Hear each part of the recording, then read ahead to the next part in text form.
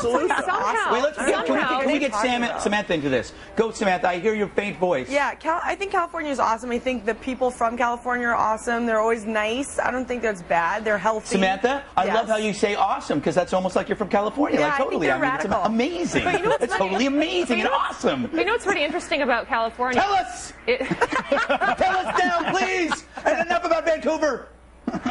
All right, then. Anna Nicole Smith. What's wrong, Sam? You wanted to add something? I miss her. Oh, God, not again. I want to talk about Anna Nicole briefly, because she's, according to the coroner, who I love, the guy with the big bumpy head. Purper. Yeah. Look at how much life she has. Yeah, there he is. There he is.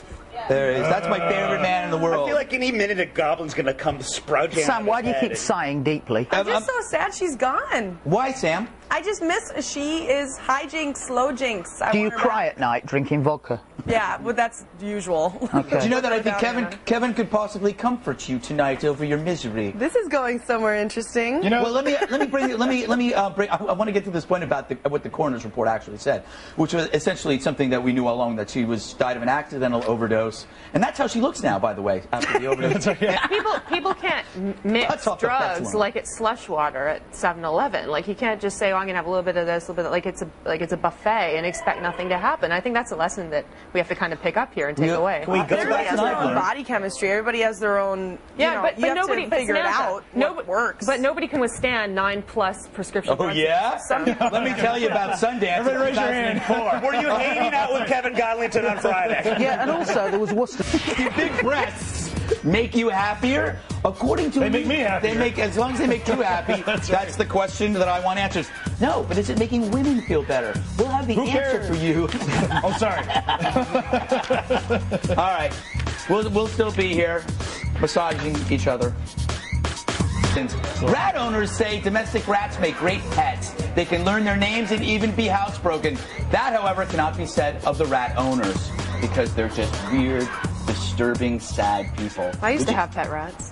Ew. Like I said, they're weird, disturbing, sad people. Weird, disturbing, and sad.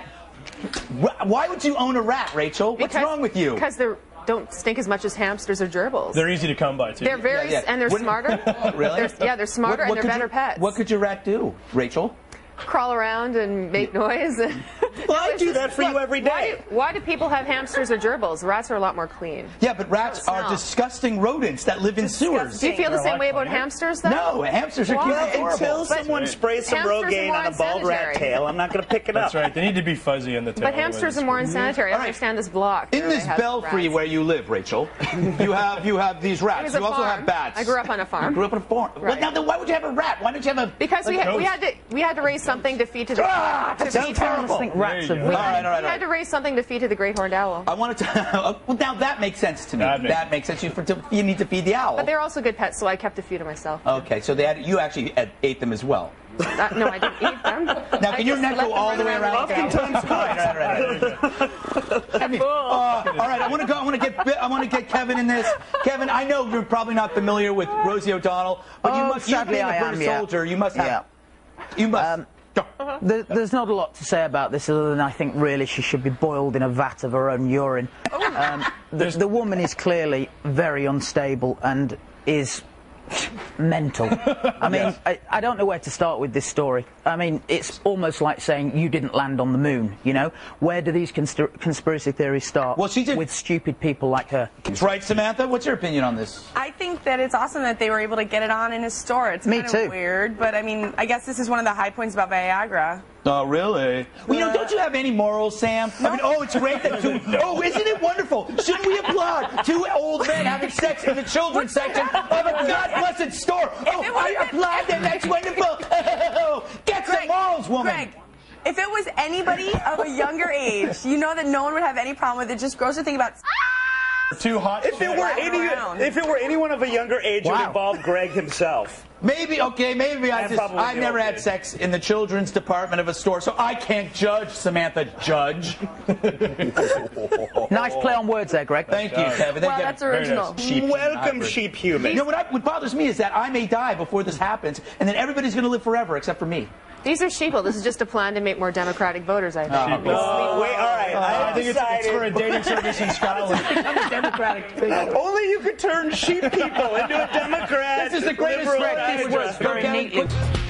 The Oregon Zoo has a new cutie drawing lots of attention. It's not a baby polar bear, it's a baby monkey. Delu is her name. Aww, she was born in December. Ooh, she debuted over the weekend. Ah, Delu was born completely white, just like Brian Gumbel. But look, she's turning into a skunk. Turning into a skunk. You know who's just as adorable as that baby monkey?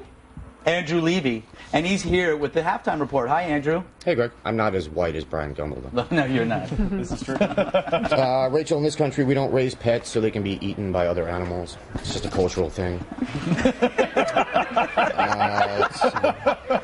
A new survey says women see a rise in their self-esteem after breast enhancement surgery. Another survey says men see a rise when they're around those women. Good one. I concur. Thank you. I concur. Also, a new study says feminism may be bad for your health. So I think what we've learned tonight is that women should get boob jobs and stay at home. Nah. I'm kidding, of course. They should get boob jobs and go out to bars. Oh, and Sam was concerned that this reinforces negative impressions about women's bodies. Sam, don't worry. I certainly don't have a bad impression of your body. Greg, To a man in China is finally getting a tumor removed after having it on his person for 17 years. Take a look at this. He's the original model for Stretch Armstrong. Look at that. I mean, don't you think that he would have, at some point, figured out this thing was bad maybe 10 years ago? Looks like an Asian Jabba the Hutt. He does. But, I mean, it's amazing that it's like, how do you go on with your life knowing that that's there and then deciding you want to get rid of it? Why don't look at the rest of it? Yeah, That wasn't the only problem. Well, Can we work on the man breast while we're doing this? I guess the bodybuilding look worked for him for a while. All right, enough of making fun of this poor man's misfortune, please. The man has feelings. Oh, yeah. I just want the tissue. I don't know why, I just do. Samantha, do women give each other wedgies? Or is They it just do. they do? Yeah, they do. I don't know if they do it when they're maybe you don't, Rachel. But me and my friends wedgie the crap out of each other. Ladies, please. Hey. Seems like thongs were kind of built for that. We're kind of fun, that's all. Yes.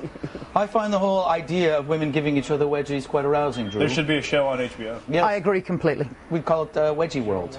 Yeah. I think that's what we would call it. Wedgie World? Wedgie World. You, though. This might be the smartest thing, Samantha, that Michael Jackson has ever done. He's going to make more money if he has a show in Vegas, because even if you don't like him anymore, you're still going to want to see if he shows up at least. Okay. On a show. That was really, really brilliant, Samantha. But we have What is to your go. deal today, Greg? You want to fight? Yes, I want to fight. I need bruises on my This other time arm, I'm too. wearing the cheerleading outfit. In response to our story Friday on British strippers getting taxed, Suzanne Charlesworth from Connecticut leads things off. Strippers using their money for crystal meth, implants, and abortions, maybe in England, but in America it's still good old-fashioned cocaine, supporting loser boyfriends, and massage therapy school. That's funny. By the way, Rachel, we miss you at the booby trap. Wherever that is. Whatever that I have directions. And finally, Lindsay Schmidt from Kansas asks, have you ever considered a Men of Red Eye calendar? Mike Baker and Kevin Godlington are hot. Well, what about me? So if they wanted to go nude, I'd pay at least $10 for one. for a calendar.